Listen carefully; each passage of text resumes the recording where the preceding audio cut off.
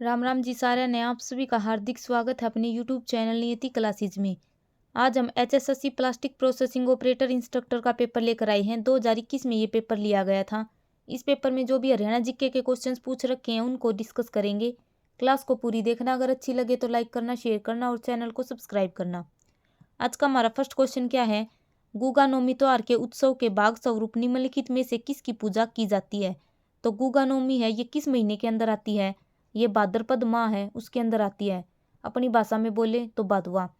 भादवे की नवमी को क्या मनाया जाता है? गुगा नवमी मनाई जाती है। और इस त्योहार के अंदर किसकी पूजा की जाती है? सांप की पूजा की जाती है। तो ऑप्शन ए हमारा यहाँ पर आंसर हो जाएगा। क्यों की जाती है? गुगा नवमी क्यों मनाई जाती है? क्योंकि जो भादवा है उसकी कृष्ण पक्ष की नवमी है, उसको जारवीर है, उसका जन्म हुआ था, तो इसीलिए हम गुगा नवमी मनाते हैं और इसमें सांप की पूजा की जाती है। तो ऑप्शन ए हमारा यहाँ पर आंसर हो जाएगा। अगला क्वेश्चन है, हरियाणा के पहले मुख्यमंत्री भगवत दयाल शर्मा ने किस निर्वाचन क्षेत्र का प्रतिनिधित्व किया था? तो सबसे पहले तो याद रखना, हरियाणा के पहले मुख्यमंत्री कौन थे? भगवत दयाल शर्मा। पहले मनोनीत मुख्यमंत्री कौन थे? भगवत दयाल शर्मा। मनोनीत का मतलब क्या है? इलेक्शन नहीं हुए थे, वैसे ही मतलब अपॉइंटमेंट दे दी थी इनको कि हमारे जो मुख्यमंत्री होंगे पहले, किसको बना दिया था? भगवत दयाल शर्मा को बना दिया था। इलेक्शन नहीं किए गए थे, 1966 में इनको बना दिया गया था। उसके बाद 1967 में इलेक्शन किए गए थे। 1967 में जब हमारा हरियाणा बना 1966 में, उस टाइम पर विधानसभा की सीट सम्मन थी और भगवत दयाल शर्मा को मनोनीत मुख्यमंत्री नियुक्त कर दिया गया। उसके बाद 1967 में विधानसभा की सीटें बढ़ाकर कितनी कर दी? 81 कर दी। और इलेक्शन किए गए उस टाइम पर 1967 में। और उस टाइम पर इलेक्शन में कौन जीते थे? राव वीरेंद्र सिंह। तो हमसे पेपर में पूछा जाए कि हरियाणा के पहले मनोनीत मुख्यमंत्री भगवत दयाल शर्मा, हरियाणा के पहले निर्वाचित मुख्यमंत्री राव वीरेंद्र सिंह, कितनी सीटों पर इलेक्शन हुए थे? 81 सीटों पर हुए थे। 1967 में इलेक्शन करवाए गए थे। तो ये पॉइंट यहाँ से याद रखना। तो पंडित भगवत दयाल शर्मा है, इनका संबंध कहाँ से है? बेरी झज्जर से इनका संबंध है। तो यहाँ पर हमारा आंसर क्या हो जाएगा? यहाँ पे ऑप्शन दिखाई नहीं दे रहे, तो इनका संबंध कहाँ से है? बेरी झज्जर से है। अगर हम यहाँ पर मुख्यमंत्रियों की बात करें तो हमारे अभी वर्तमान में मुख्यमंत्री कौन है? नायब सिंह सैनी, जो कि व्यक्तिगत रूप से 11वें नंबर के हैं। याद रखना, 11वें नंबर के व्यक्तिगत रूप से कौन से बने हैं? नायब सिंह सैनी बने हैं। इससे पहले मनोहर लाल खट्टर है, इन्होंने इस्तीफा दे दिया, फिर किसको बनाया गया था? नायब सिंह सैनी को बनाया गया था। मुख्यमंत्री को शपथ कौन दिलाता है? राज्य का राज्यपाल शपथ दिलाता है। इसका मतलब जो हमारे बंडारू दत्तात्रेय हैं 18वें नंबर के राज्यपाल, उन्होंने नायब सिंह सैनी को शपथ दिलाई है। सबसे लंबा मुख्यमंत्री के रूप में कार्यकाल किसका रहा है? भजन लाल का रहा है। तो ये सारे पॉइंट यहाँ से याद रखना। अगर हम यहाँ पर झज्जर की बात करें, भगवत दयाल शर्मा का संबंध कहाँ से है? बेरी झज्जर से हो गया। बेरी से 2-3 पॉइंट याद रखने हैं। एक तो भगवत दयाल शर्मा का संबंध है, और बेरी के अंदर ही क्या लगता है? भीमेश्वरी देवी का मेला लगता है। बहुत बार पेपर में पूछा गया है, भीमेश्वरी देवी का मेला कहाँ पर लगता है? बेरी झज्जर के अंदर ही लगता है। और बेरी के अंदर हरियाणा का सबसे बड़ा पशु मेला भी लगता है। भारत में सबसे बड़ा पशु मेला सोनपुर बिहार के अंदर लगता है। हरियाणा में पशुओं का सबसे बड़ा मेला बेरी झज्जर के अंदर लगता है। और झज्जर से क्या क्या पॉइंट्स याद रखने हमने? भिंडावास खप्परवास वन्य जीव अभ्यारण्य कहाँ पर है? झज्जर के अंदर है। और जो भिंडावास झील है हरियाणा की सबसे बड़ी आर्द्र भूमि है, ये भी याद रखना। हरियाणा की 2 रामसर के अंदर शामिल है, सुल्तानपुर झील गुरुग्राम की और भिंडावास झील झज्जर की। सजावटी मछलियों के लिए प्रजनन केंद्र कहाँ पर खोला गया है? झज्जर के अंदर खोला गया है। हरियाणा का एकमात्र कैंसर का उपचार केंद्र है, जो कैंसर का हॉस्पिटल है, एम्स है, वो कहाँ पर खोला गया है? बाड़सा झज्जर के अंदर ही खोला गया है। हरियाणा का जो तीसरा सैनिक स्कूल है वो भी कहाँ पर खोला जाएगा? मातनेल झज्जर के अंदर ही खोला जाएगा। और एक क्वेश्चन अभी ग्रुप 57 में पूछा गया था, जो जहां आरा बाग स्टेडियम है उसका नाम बदलकर क्या कर दिया गया है? सरस्वती दयानंद सरस्वती के नाम पर कर दिया गया है। ये भी कहाँ पर है? झज्जर के अंदर है। ये पेपर में पूछा गया था। जहां आरा बाग स्टेडियम है उसका नाम बदलकर किसके नाम पर कर दिया गया है? दयानंद सरस्वती के नाम पर कर दिया गया है। तो ये सारे के सारे पॉइंट हमने झज्जर से याद रखने हैं। अगला क्वेश्चन क्या है? हरियाणा के किस जिले को कॉटन सिटी के नाम से जाना जाता है? तो कॉटन सिटी के नाम से किसे जाना जाता है? ऑप्शन है हिसार, झज्जर, रेवाड़ी, पलवल। तो पलवल को क्या बोला जाता है? कॉटन सिटी बोला जाता है। अपलवा इसका प्राचीन नाम है। ऑप्शन डी हमारा यहाँ पर आंसर हो जाएगा। रेवाड़ी को क्या बोला जाता है? पीतल नगरी, वीर भूमि किसे बोला जाता है? रेवाड़ी को बोला जाता है। हिसार को क्या बोला जाता है? स्टील सिटी बोला जाता है। प्राचीन नाम क्या है? हिसार फिरोजा। अगला क्वेश्चन क्या है? हरियाणा के किस शहर में राज्य सरकार ने मांसाहारी भोजन की बिक्री, रखने, उपभोग और खरीद पर प्रतिबंध लगा दिया गया है? तो किस शहर में जो मांस है उस पर प्रतिबंध लगा दिया गया है? ऑप्शन है पिहोवा, करनाल, सोनीपत या फिर रोहतक। तो कहाँ पर लगाया है? Option A Pehowa. पिहोवा कहाँ पर है? कुरुक्षेत्र के अंदर आता है। तो ऑप्शन ए हमारा यहाँ पर आंसर हो जाएगा। और पिहोवा से क्या याद रखना है? जो राजा मिहिर भोज था, प्राचीन काल में राजा मिहिर भोज थे, उनके टाइम पर घोड़ों का व्यापार केंद्र कहाँ पर बनाया गया था? पिहोवा के अंदर बनाया गया था। उत्तर भारत का सबसे बड़ा घोड़ों का व्यापार केंद्र पिहोवा के अंदर बनाया गया था। तो ऑप्शन ए हमारा यहाँ पर आंसर हो जाएगा। अगला क्वेश्चन क्या है? 7वां, हरियाणा लोक सेवा आयोग कहाँ पर स्थित है? तो हरियाणा लोक सेवा आयोग है, ये कहाँ पर स्थित है? HPSC, Haryana public service commission है, जो कहाँ पर स्थित है? पंचकुला के अंदर स्थित है। ग्रुप 57 के पेपर में पूछा गया था कि CID का प्रशिक्षण विद्यालय कहाँ पर है? तो जो भी नया क्वेश्चन सा लगता है उसने कॉपी में नोट जरूर कराया करो। तो CID, सेंट्रल इन्वेस्टिगेशन डिपार्टमेंट प्रशिक्षण विद्यालय कहाँ पर स्थित है? पंचकुला के अंदर स्थित है। तो ऑप्शन डी हमारा यहाँ पर आंसर हो जाएगा। जो HPSC है, हरियाणा लोक सेवा आयोग है, इसके वर्तमान में अध्यक्ष कौन है? आलोक वर्मा है। और इसकी नियुक्ति कौन करता है? राज्य का राज्यपाल। याद रखना, पेपर में बहुत बार पूछा जाता है। वर्तमान में अध्यक्ष आलोक वर्मा है, नियुक्ति कौन करता है? तो कौन करते हैं इसकी नियुक्ति? राज्यपाल करते हैं। और ये कहाँ पर है? पंचकुला के अंदर है। जो HSSC है, हरियाणा सिलेक्शन स्टाफ कमीशन है, जो वो भी कहाँ पर है? पंचकुला के अंदर है। और मोस्टली जो हेडक्वार्टर्स हैं वे सारे कहाँ पर हैं? पंचकुला के अंदर है। हरियाणा साहित्य अकादमी है, उसका भी हेडक्वार्टर कहाँ पर है? पंचकुला के अंदर है। CID प्रशिक्षण विद्यालय, ये नया सा क्वेश्चन पूछा गया था, इसको भी याद रखना, पंचकुला के अंदर है। अगर हम यहाँ पर पंचकुला की बात करें तो 1995 में पंचकुला शहर है, ये बसाया गया था। 5 कूपों के कारण इसका नाम क्या पड़ा है? पंचकुला पड़ा है। पंचकुला के अंदर क्या क्या है? सबसे पहले तो वीर शिकारगढ़ वन्य जीव अभ्यारण्य कहाँ पर है? पंचकुला के अंदर है। जटायु संरक्षण प्रजनन केंद्र वीर शिकारगढ़ वन्य जीव अभ्यारण्य के अंदर बनाया गया है। पेपर में पूछा गया था कि जटायु संरक्षण प्रजनन केंद्र जो पंचकुला में स्थित है, इसकी स्थापना कब की गई थी? 2001 में की गई थी। तीतर प्रजनन केंद्र है, ये भी कहाँ पर है? पिंजौर पंचकुला के मोरनी की पहाड़ियों में स्थित है तीतर प्रजनन केंद्र। और क्या क्या है? जो घग्गर नदी है वो पंचकुला से ही हरियाणा के अंदर प्रवेश करती है। और घग्गर नदी ने पंचकुला में क्या बना रखा है? कौशल्या बांध बना रखा है। घग्गर की सहायक नदी कौन सी है? कौशल्या है। O2 बैराज कहाँ पर है? घग्गर नदी के ऊपर, सिरसा के अंदर स्थित है। पंचकुला में और क्या है? नाडा साहिब गुरुद्वारा कहाँ पर है? पंचकुला के अंदर स्थित है। और घग्गर नदी की तलहटी पर स्थित है गुरुद्वारा नाडा साहिब। टिक्करताल झील कहाँ पर है? पंचकुला के अंदर स्थित है। तो सारे के सारे पॉइंट यहाँ से याद रखने हैं। अगला क्वेश्चन क्या है? यमुना नदी हरियाणा के किस हिस्से में बहती है? तो यमुना नदी है, ये यमुनोत्री से निकलती है। और गंगा नदी में कहाँ पर मिलती है? प्रयागराज के अंदर मिलती है यमुना नदी। चंबल, सोन, बेतवा, चंबल और बेतवा नदी किसकी सहायक हैं? ये यमुना की सहायक नदियां हैं। और हरियाणा के अंदर यमुना नदी कहाँ से प्रवेश करती है? कालेसर राष्ट्रीय उद्यान है, वहाँ से प्रवेश करती है, यमुनानगर से। और यमुना नदी के किनारे होने के कारण यमुनानगर है, उसका नाम पड़ा है यमुनानगर। और यमुना नदी हरियाणा में कालेसर राष्ट्रीय उद्यान से प्रवेश करती है। और ये हरियाणा के जो यमुनानगर है कहाँ पर स्थित है? पूर्वी साइड है। तो यमुना नदी भी कहाँ पर पाओगी? तो पूर्वी साइड पाओगी। और इसी जो यमुनानगर है वहाँ पर क्या बनाया है? अथिनी कुंड बैराज बना रखा है, जिसे मछुआरों का स्वर्ग बोला जाता है। यमुनानगर के अंदर है यमुना नदी, वहाँ से 2 भागों में बांट देते हैं। तो हरियाणा की सबसे प्राचीन नदी भी कौन सी बन जाती है? पश्चिमी यमुना नहर है, वो बन जाती है। तो हरियाणा यमुना नदी है वो हरियाणा के किस हिस्से में बहती है?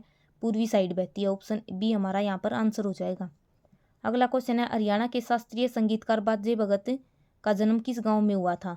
तो जो बाजे भगत हैं ये संगीतकार है, इसका जन्म कहाँ पर हुआ था? सिसाना के अंदर हुआ था। ऑप्शन सी हमारा यहाँ पर आंसर हो जाएगा। आसी क्या है? आसी एक पुलिस जिला है।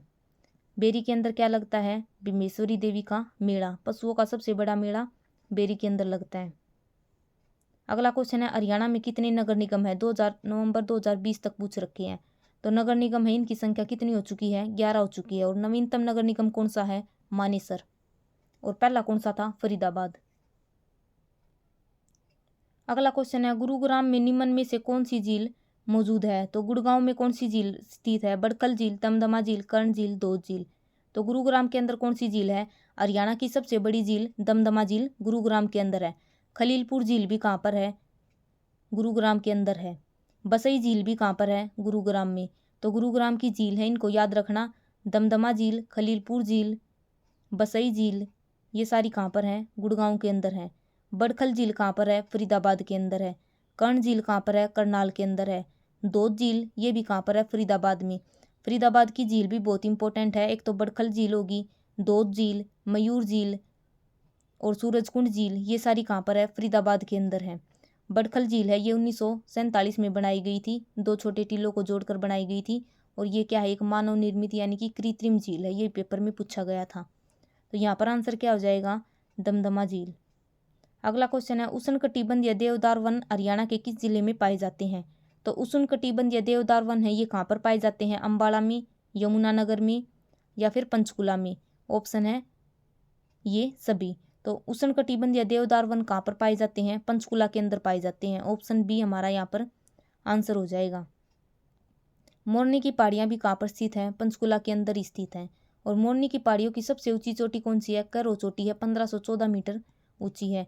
और मोरनी की पहाड़ियों में दुनिया का मतलब सबसे बड़ा अर्बल पार्क कहाँ पर बनाया जाएगा? पंचकुला के अंदर मोरनी की पहाड़ियों में बनाया जाएगा। और पंचकुला से हमने क्या याद रखना है? जो इलेक्ट्रिक व्हीकल चार्जिंग स्टेशन है, पहला कहाँ पर खोला गया था? पंचकुला के अंदर खोला गया था। महिला पुलिस थाना पहला कहाँ पर खोला गया था? पंचकुला के अंदर खोला गया था। वर्तमान में कितने महिला पुलिस थाने हैं? कमेंट करके सबने बताना है। और क्या है? अम्बाला, यमुना और पंचकुला, इन तीनों जिलों के अंदर शिवालिक की पहाड़ियाँ फैली हुई हैं। पेपर में पूछा जाता है कि निम्नलिखित में से किस जिले के अंदर मोरनी की शिवालिक की पहाड़ियाँ नहीं फैली हुई हैं? तो कहाँ पर नहीं है? तो ये याद रखना, 3 जिलों में है, पंचकुला, अम्बाला और यमुनानगर, इन तीनों के अंदर शिवालिक की पहाड़ियाँ फैली हुई हैं। अगला क्वेश्चन है, हरियाणा केंद्रीय विश्वविद्यालय हरियाणा के किस स्थान पर है? तो हरियाणा में एकमात्र केंद्रीय विश्वविद्यालय है, ये कहाँ पर स्थित है? ये महेंद्रगढ़ के अंदर स्थित है। 2009 के अंदर ये बनाया गया था, जंतपाली महेंद्रगढ़ के अंदर स्थित है। ऑप्शन बी हमारा यहाँ पर आंसर हो जाएगा। महेंद्रगढ़ को क्या बोला जाता है? खनिजों का शहर। लाख की चूड़ियों के लिए फेमस कौन सा है? महेंद्रगढ़। माधोगढ़ का किला महेंद्रगढ़ के अंदर है। कान्नौड़ का किला, क्योंकि महेंद्रगढ़ को किसने बसाया था? कान्नौड़ ब्राह्मणों ने बसाया था, और इसीलिए इसका जो पुराना नाम है वो क्या है? कान्नौड़ है। माधोगढ़ का किला, कान्नौड़ का किला, ये दोनों कहाँ पर होंगे? महेंद्रगढ़ के अंदर होंगे। और महेंद्रगढ़ के अंदर क्या क्या है? डोसी की पहाड़ियाँ कहाँ पर है? महेंद्रगढ़। कुलताजपुर गांव है जो, वहाँ पर डोसी की पहाड़ियों की सबसे ऊंची चोटी है, अरावली की पहाड़ियों की। भारत का पहला एरो स्पोर्ट सेंटर है, वो भी कहाँ पर खोला गया है? नारनौल, महेंद्रगढ़ के अंदर खोला गया है। ज्वाला देवी का मंदिर मतलब मेला है, वो कहाँ पर लगता है? महेंद्रगढ़ के अंदर ही लगता है। अगला क्वेश्चन है, निम्न में से हरियाणा के किस स्थान में रेलवे लाइन नहीं है? तो हरियाणा के किस स्थान पर रेलवे लाइन नहीं है? ऑप्शन है महेंद्रगढ़, मेवात, कैथल और सिरसा। तो सबको पता है कि रेलवे लाइन कहाँ पर नहीं है? मेवात यानी कि नूह, जिसका भी नाम है नूह। इसकी स्थापना कब की गई थी? 2005 में इसकी स्थापना की गई थी। पुराना नाम क्या है? सत्यमेवपुरम। इसके बाद इसका नाम मेवात रख दिया, और उसके बाद अब इसका नाम क्या बदल दिया है? नूह कर रखा है। तो यहाँ पर क्या है? एक भी रेलवे लाइन नहीं है। अगर हम यहाँ पर मेवात की बात करें तो सबसे अधिक लिंगानुपात कहाँ का है? मेवात का है। 2011 के अनुसार सबसे अधिक लिंगानुपात मेवात का है। सबसे कम कहाँ का है? गुड़गांव का है। सबसे कम साक्षरता कहाँ की है? मेवात की है। और मेवात में अभी प्याज उत्कृष्टता केंद्र खोला गया है, नूह मेवात के अंदर। याद रखना, बहुत इंपॉर्टेंट क्वेश्चन है। जो प्याज का उत्कृष्टता केंद्र कहाँ पर खोला गया है? मेवात के अंदर खोला गया है। अगला क्वेश्चन है, गुरुग्राम मानेसर बावल क्षेत्र खालिस्तान के उत्पादन के लिए प्रसिद्ध है। यो क्वेश्चन भी प्रीवियस क्वेश्चन करवाते करवाते 3-4 बार मेरे आगे आ लिया। गुरुग्राम मानेसर बावल क्षेत्र ये किस लिए फेमस है? ऑटोमोबाइल के लिए फेमस है। ये क्वेश्चन तो मुझे जुबानी याद हो गया, क्योंकि इतनी बार रिपीट हो लिया ये क्वेश्चन। तो किस लिए फेमस है? ऑटोमोबाइल के लिए फेमस है। अगर हम यहाँ पर मानेसर की बात करें तो 2-3 पॉइंट मानेसर से याद रखना। नवीनतम नगर निगम कौन सा है? मानेसर है। राष्ट्रीय मस्तिष्क अनुसंधान केंद्र वो भी कहाँ पर खोला गया है? मानेसर के अंदर 1997 में खोला गया था। और मानेसर में क्या है? जो मानेसर है इसको पुलिस जिला बनाया गया है। पहला अस्सी था, फिर मानेसर, और अब डबवाली नया बन चुका है। तो मानेसर क्या है, एक पुलिस जिला है। हरियाणा में कितने ज़िले हैं? 22 ज़िले हैं। मंडल कितने हैं? 6। अगला क्वेश्चन है, हरियाणा में जन्मी अंतरिक्ष वैज्ञानिक का नाम बताइए जिसकी मृत्यु वर्ष 2003 में यूएस अंतरिक्ष यान आपदा के दौरान हुई थी। तो देखो कैसे घुमा के क्वेश्चन पूछ रखा है, ये तो बिल्कुल आसान क्वेश्चन है। अंतरिक्ष वैज्ञानिक है कौन है? ऑप्शन है साइना नेहवाल, अरुणिमा सिन्हा, सुनीता विलियम्स, कल्पना चावला। तो अंतरिक्ष में जाने वाली पहली भारतीय महिला कौन थी? कल्पना चावला थी, जिसकी मृत्यु कब हुई थी? 1, 2, 3 से याद रख सकते हैं। 1 तारीख थी, दूसरा महीना था, और 2003 को इनकी मृत्यु हुई थी कल्पना चावला की। और इसका संबंध किस जिले से है? करनाल जिले से है। कल्पना चावला मेडिकल कॉलेज है वो भी कहाँ पर खोला गया है? करनाल के अंदर खोला गया है। लेकिन कल्पना चावला तारामंडल है वो कहाँ पर है? कुरुक्षेत्र के अंदर है। साइना नेहवाल का संबंध किससे है? बैडमिंटन से। अरुणिमा सिन्हा कौन है? अरुणिमा सिन्हा माउंट एवरेस्ट की चोटी पर जाने वाली पहली भारतीय दिव्यांग महिला है। इसके पैर नहीं है, और ये पहली भारतीय दिव्यांग महिला है जो कि माउंट एवरेस्ट की चोटी पर गई थी। सुनीता विलियम्स भारतीय मूल की सेकंड है अंतरिक्ष में जाने वाली। पहली है कल्पना चावला, दूसरी है सुनीता विलियम्स। और अभी कौन सी गई थी? सिरिसा बांदला भी अंतरिक्ष में जा चुकी हैं, तीसरी। अगला क्वेश्चन है, मगरमच्छ प्रजनन केंद्र किस जिले में स्थित है? तो मगरमच्छ प्रजनन केंद्र किस जिले में स्थित है? ऑप्शन है पंचकुला, भिवानी, कुरुक्षेत्र, हिसार। तो मगरमच्छ प्रजनन केंद्र कहाँ पर स्थित है? कुरुक्षेत्र के अंदर स्थित है। ऑप्शन बी हमारा यहाँ पर आंसर हो जाएगा। छिलछिला वन्यजीव अभ्यारण्य भी कहाँ पर है? कुरुक्षेत्र के अंदर है। काला तितर प्रजनन केंद्र कहाँ पर स्थित है? कुरुक्षेत्र के पीपली में स्थित है। तो याद रखना, काला तितर प्रजनन केंद्र, मगरमच्छ प्रजनन केंद्र, छिलछिला वन्यजीव अभ्यारण्य तीनों कहाँ पर हैं? कुरुक्षेत्र के अंदर है। पंचकुला में क्या है? वीर शिकारगढ़ वन्यजीव अभ्यारण्य। तितर प्रजनन केंद्र कहाँ पर है? पंचकुला के अंदर है। चिंकारा प्रजनन केंद्र कहाँ पर है? भिवानी के अंदर है।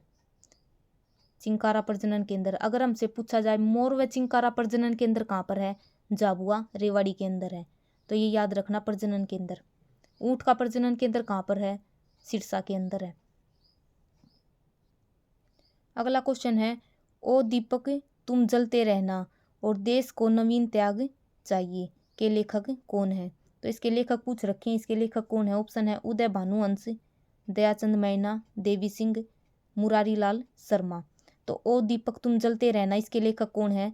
मुरारी लाल शर्मा। ऑप्शन डी हमारा यहाँ पर आंसर हो जाएगा। उदय भानुवंश कौन है? हरियाणा के राज्य कवि कौन है? उदय भानुवंश। देशा में देश हरियाणा किसकी है? उदय भानुवंश की है। ईख की खेती किसकी है? उदय भानुवंश की है। बहुत बार पेपर में पूछी गई है। देशा में देश हरियाणा किसकी है? उदय भानुवंश की है। अगला क्वेश्चन क्या है, SAI राष्ट्रीय मुक्केबाजी अकादमी जो कहाँ पर है? रोहतक में है। इसकी स्थापना किस वर्ष की गई थी? तो सबसे पहले ये याद रखना कि SAI राष्ट्रीय मुक्केबाजी अकादमी है रोहतक में स्थित है। और इसकी स्थापना कब की गई थी?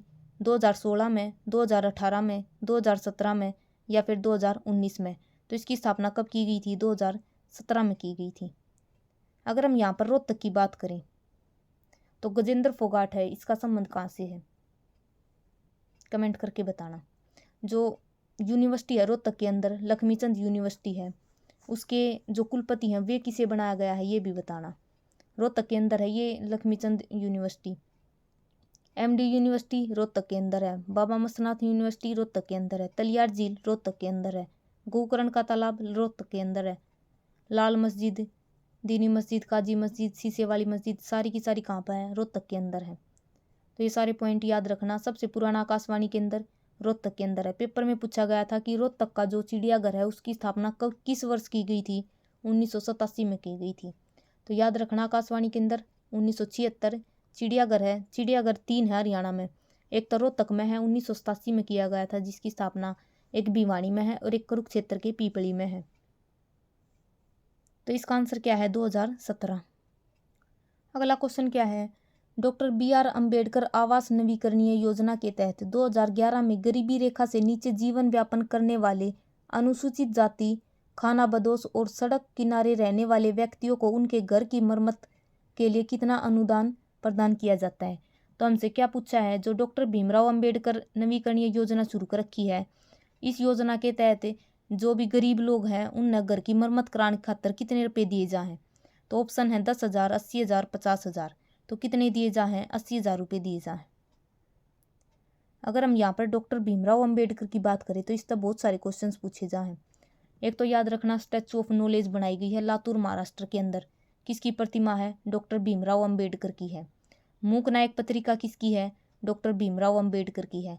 प्रारूप समिति के अध्यक्ष भी कौन थे? भीमराव अंबेडकर थे। जो गोलमेज सम्मेलन हुए थे, पेपर में पूछा जाए, तीनों गोलमेज सम्मेलन 1930, 31 और 32 तीन हुए थे लंदन के अंदर। तीनों में भाग लेने वाले कौन थे? भीमराव अंबेडकर थे। तो ये पॉइंट यहाँ से याद रखना। अगला क्वेश्चन है, हरियाणा साहित्य अकादमी द्वारा निम्नलिखित में से कौन सा पुरस्कार दिया जाता है? तो कौन सा पुरस्कार दिया जाता है? कुंवर मोहिंदर सिंह बेदी पुरस्कार, गुरु विरजानंद आचार्य सम्मान, जन कवि मेहर सिंह पुरस्कार, या फिर इनमें से कोई नहीं। तो हरियाणा साहित्य अकादमी की बात करें तो इसकी स्थापना कब की गई थी? 9 जुलाई 1970 को की गई थी। और इसकी प्रमुख पत्रिका का नाम क्या है? हरिगंधा। और इसके द्वारा कौन सा पुरस्कार दिया जा है? जन कवि मेहर सिंह पुरस्कार दिया जाता है। ऑप्शन सी हमारा यहाँ पर आंसर हो जाएगा। अगला क्वेश्चन है, टोक्यो ओलंपिक में भारतीय दल में 126 एथलीट शामिल थे, उनमें से हरियाणा के कितने थे? तो टोक्यो ओलंपिक है 2020 के। टोक्यो क्या है? ये एक जापान की राजधानी है। और जो ओलंपिक हुए थे 2020 के वे टोक्यो में हुए थे, इसलिए इसका नाम क्या है? टोक्यो ओलंपिक है। कोरोना के कारण ये 2021 में करवाए गए थे। तो टोक्यो ओलंपिक में भारत के कितने शामिल हुए थे? 126 शामिल हुए थे। उसमें हरियाणा के कितने शामिल थे? 31 शामिल थे। ऑप्शन सी हमारा यहाँ पर आंसर हो जाएगा। टोक्यो ओलंपिक तय 2-4 पॉइंट याद रखियो। जो टोक्यो ओलंपिक में कितने पदक जीते थे भारत ने? टोटल 7 पदक जीते थे, जिनमें से 1 गोल्ड था, 2 सिल्वर थे और 4 ब्रोंज थे। और जो 1 गोल्ड जीता था वो किसने जीता था? नीरज चोपड़ा ने जीता था, जिसका संबंध पानीपत हरियाणा से है। और क्वेश्चन पूछा जाएगा कि व्यक्तिगत वर्ग में भारत को दूसरा गोल्ड दिलाने वाले व्यक्ति का नाम क्या है? तो नीरज चोपड़ा। 87.58 मीटर दूर भाला फेंका था। नीरज चोपड़ा का संबंध किससे है? जेवेलिन थ्रो से है, भाला फेंक से संबंध है इसका। 87.58 मीटर दूर इन्होंने भाला फेंका था और पानीपत से इनका संबंध है। गोल्ड दिलाया था। जिस दिन नीरज चोपड़ा ने यो भाला फेंका था वो दिन कौन सा था? 7 अगस्त का था। इसीलिए हम 7 अगस्त को क्या मनाना शुरू कर दिया गया? राष्ट्रीय भाला फेंक दिवस मनाना शुरू कर दिया गया। ये पॉइंट बहुत इंपॉर्टेंट है। जो टोक्यो ओलंपिक है ये किस नंबर के थे? ये 24वें नहीं, ये 48वें नंबर के थे। कंफ्यूज होगी। इसमें इंडिया की रैंक तो आई थी 48वें नंबर पे थी इंडिया। और ये क्रम कौन सा था? ये 32वें क्रम के थे। तो 32वां क्रम था टोक्यो ओलंपिक का। 48वीं रैंक आई थी भारत की। और टोटल भारत ने 7 पदक जीते थे टोक्यो ओलंपिक में। तो याद रखना, इसमें हरियाणा के कितने शामिल थे? 31 शामिल थे। अगला क्वेश्चन क्या है? दक्ष खेड़ा एक पुरातात्विक स्थल हरियाणा के किस जिले में स्थित है? तो दक्ष खेड़ा है ये कहाँ पर स्थित है? हिसार में, रोहतक में, करनाल में, या फिर फरीदाबाद में? तो दक्ष खेड़ा कहाँ पर स्थित है? रोहतक के अंदर है। गिरावड़ भी कहाँ पर है? रोहतक के अंदर है। हिसार में कौन सा है? राखीगढ़ी, जो कि भारत का सबसे बड़ा है राखीगढ़ी। और यहाँ पर एक अंतर्राष्ट्रीय स्तर का संग्रहालय भी बनाया जा रहा है, ये भी याद रखना। मितातल कहाँ पर है? भिवानी के अंदर है।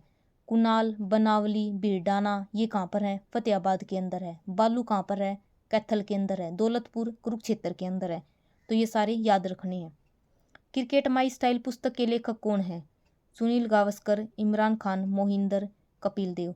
तो क्रिकेट माई स्टाइल है, इसके कौन है? कपिल देव। एक बार पेपर में पूछा गया था कि कपिल देव का पूरा नाम क्या है? तो कपिल देव निखंजिन का पूरा नाम है। तो ये थे हमारे आज के क्वेश्चंस। क्लास कैसी लगी कमेंट करके ज़रूर बताना।